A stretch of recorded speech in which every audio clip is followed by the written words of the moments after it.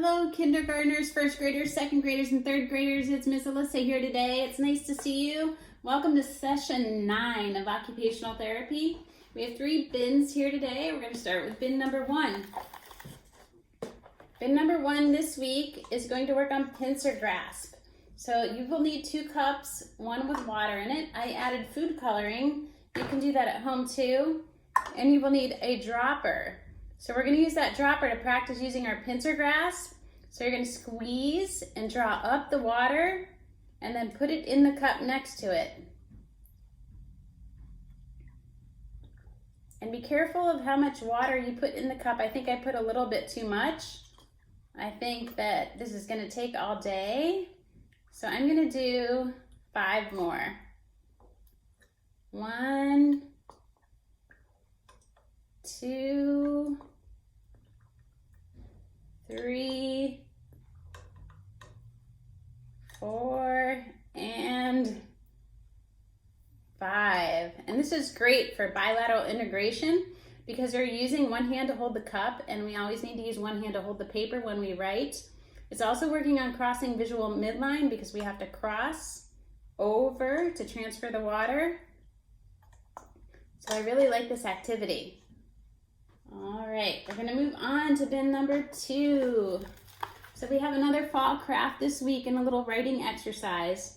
So we're gonna make some corn this week. I didn't have popcorn, so I used Cheerios. So you can use any kind of small food item at home to resemble corn when you make your corn. You will need yellow paper and green paper, glue, your food item, scissors, and a marker. So the first thing we're going to do is practice drawing curvy lines. So you can draw a dot on the top of your paper and the bottom of your paper, right in the middle.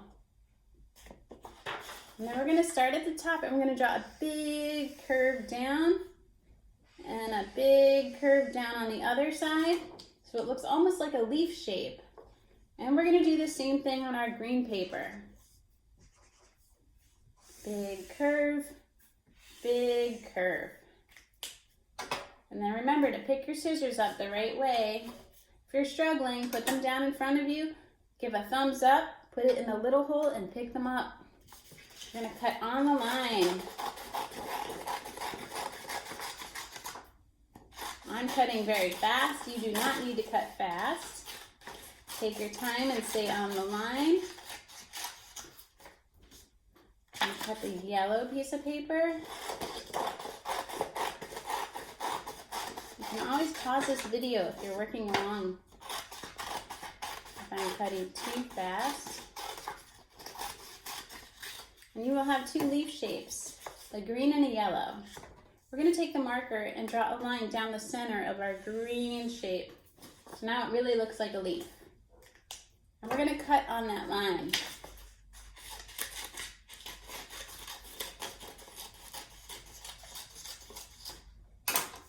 And we're going to take these 2 pieces of paper that we just cut, and those are our leaves for our corn, or a husk. Call that a corn husk. So we're going to glue them like this, so it looks like a piece of corn in a husk. So I'm going to take my glue. Remember, a dot is a lot. You don't need a ton of glue. And then we can practice making those dots when we glue on our food. So we're going to make dot, dot, dot. You can make dots all over. I'm going to make about 15 dots. And then I'm going to use my pincer fingers to pick up my Cheerios and put them on the glue.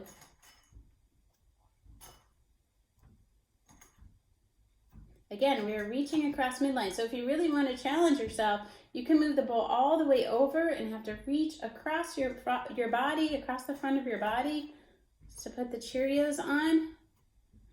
And if you want to practice using your other hand, that's okay too.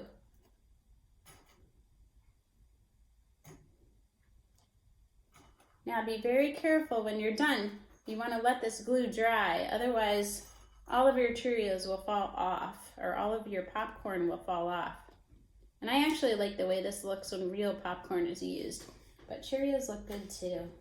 So it kind of looks like that when you're done. You guys did a great job with that. We're gonna set those aside and let them dry. And remember, save your scraps for another day. Now we're gonna go to the writing piece. So I found a poem online. I actually printed it because I didn't like the way that the type looked online. So I'm gonna read it to you guys. Every morning the corn plants are taller. By the 4th of July, they will be up to my knee.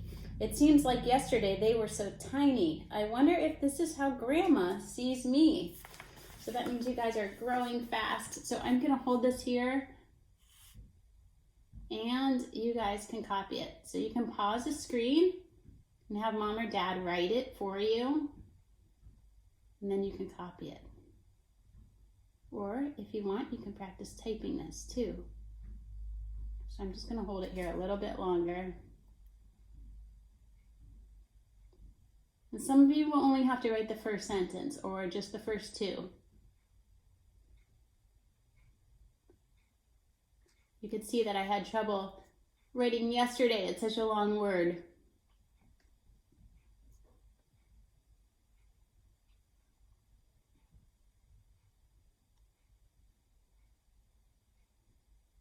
All right. Try to keep your letters on the line and good spaces between the words, and don't forget the periods at the end of the sentence. And down here I have an exclamation point. All right, good job, guys. All right, lastly, we're gonna tie our shoe. So I'm gonna take my shoe off so I can practice tying with you. And I'm gonna put a piece of paper down on the table. So a lot of you are using the adapted or adaptive method of shoe tying. So we're gonna plug in, and you might already have your laces anchored, so you don't have to do that. And I'll show you on one side. If you just tie a knot here, they can stay anchored. Mom and Dad could tie a knot right there. So we're gonna pick up our bunny ears. So you have 2 bunny ears. Get those pincer fingers out that we practiced using earlier. Pinch, make an X. Take the lace that's behind or closest to you, go down through the tunnel. Pull, pull them up again. Pinch, pinch, make that X. Don't forget to save a space down below. Take the one that's behind and go down through the tunnel. Pinch and pull. Good job. Now we're going to do the regular way, the standard way of shoe tying. And I think I did this last week too. I forgot to take the knot out. So you're going to pull your laces up real high and make that X, let them fall. Pull them up again gently and look for that X that you made. The lace that is behind is going to go around to the front and through the tunnel. Pull, make a bunny ear, pinch. Take this lace and it's going to swoop around, and it's good to have a knot here down through the tunnel. Pinch and pull. I'll try that one more time. Pull all the way up, crisscross. Look for the X. The one that's behind goes down through the tunnel. Make your loop. Swoop around so you can see it and pull. So you can see we're really using the side of our hand to tie. That's why some of these activities we do as warm-ups are so important. So I want to thank you all for joining me today. I know some of you will be going back to school, which is very exciting, so I will see you there. And some of you will be working with me at home still in our live Zoom sessions or Google Meet sessions. Those are good too. So thank you again for your time and patience. I appreciate it. Have a great rest of your day.